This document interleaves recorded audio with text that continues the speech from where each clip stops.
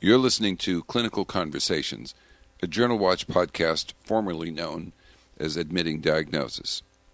It's for the week of April 24th. I'm Joe Elia. Call us at 1-617-440-4374 with your reactions. The week's top clinical news stories first, then a conversation on glycemic control and type 2 diabetes with Victor Montori. He's written an intriguing essay this week in the Annals of Internal Medicine. The news. There wasn't a lot of clinical research news this week that hadn't been released earlier online to coincide with presentations at research meetings. However, this week the top news was in the area of public health and public policy. First, the Centers for Disease Control announced 2 cases of a rare form of flu in California. Swine influenza had apparently infected 2 youngsters without their having any known contact with pigs. Then, just a few days later, the CDC found an additional 5 cases, 3 more in California and 2 in Texas. The patients all recovered and only 1 required hospitalization. Next, Plan B, the morning after regimen of 2 pills to prevent pregnancy, will be available to people a year younger than it had been.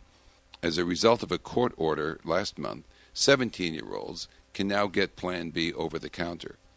The court found that the FDA had not acted in good faith during its protracted decision-making about Plan B. Now, on to our interview. This week, an intriguing essay on the limits of tight glucose control in type 2 diabetes appeared online in the Annals of Internal Medicine. The essayists argue, on the basis of recent randomized trials, that too tight control, rather than benefiting patients, burdens them with, quoting, complex treatment programs, hypoglycemia, weight gain, and costs. They start the essay with a quote from John Maynard Keynes.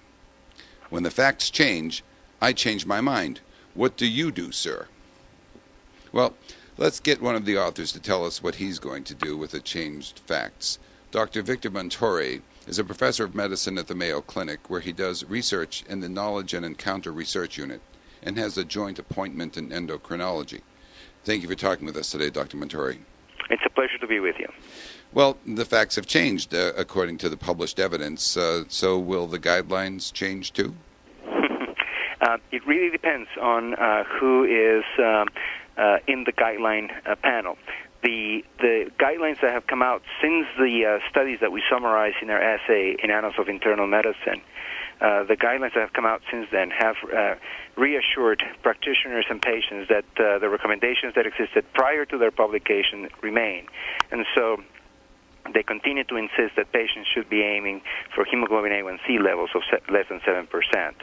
So far, the experts in the guideline panels have decided not to change their mind. I see. And so, and you're recommending later in the essay a level between 7 and 7.5 as reasonable and feasible for most patients, aren't you? Yes, and I think the 3 key points to take home from our paper are that first, a one-size-fits-all measure of accountability for sugar control, so the kinds that are used for quality of care or pay for performance that currently set a hemoglobin A1C of less than 7% for everyone are not likely to yield better outcomes for the patients who receive that care. All right, so the one clinical size trials don't support that. All right, so one size doesn't fit all. That's point 1. Okay. Correct. All right. The second point is that, in fact, I'm arguing for a highly individualized goal of glycemic control.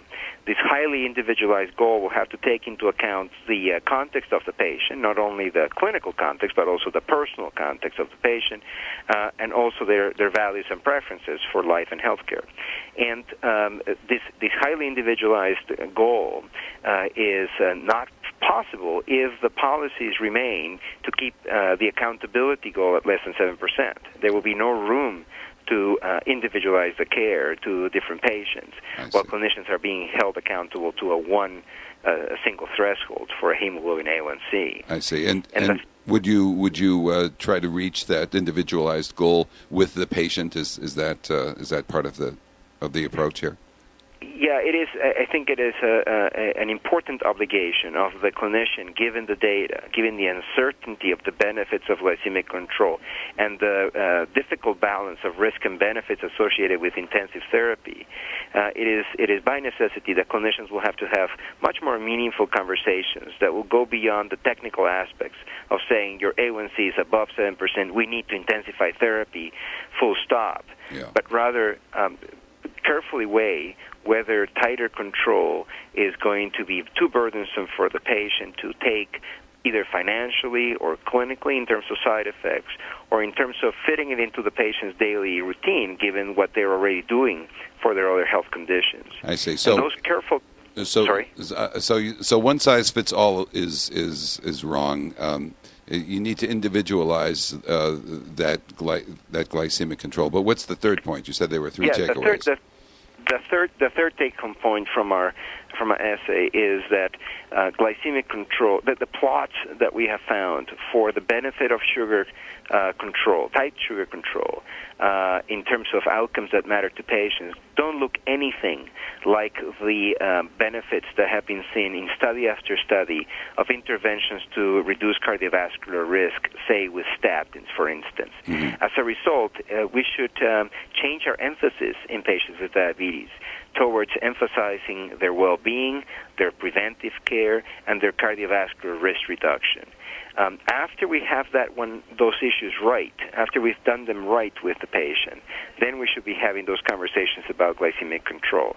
So we should change our emphasis from one that focuses on glycemic control for patients with diabetes to one that focuses on their well-being and then they're reducing their cardiovascular risk first, and then have the conversations about glycemic control. Okay. Well, now, what drove you and your colleague to write this essay?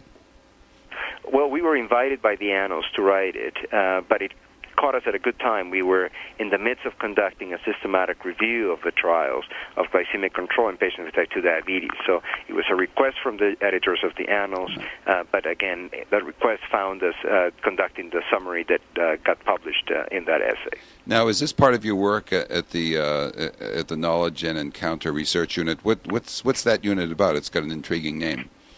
Yes. Our unit is focused on taking...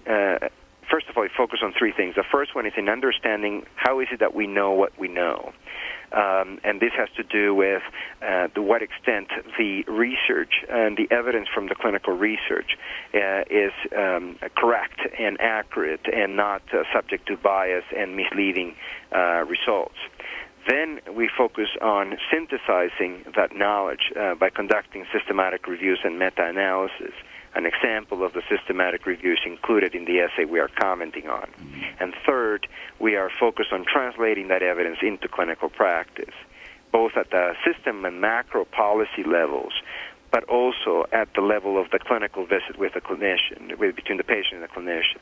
In that particular context of that clinical encounter, we have developed tools that help patients and clinicians have conversations about the pros and cons of therapies, both in terms of cardiovascular risk reduction, for instance, for taking statins, and also for choosing anti-hyperglycemic agents during the visit.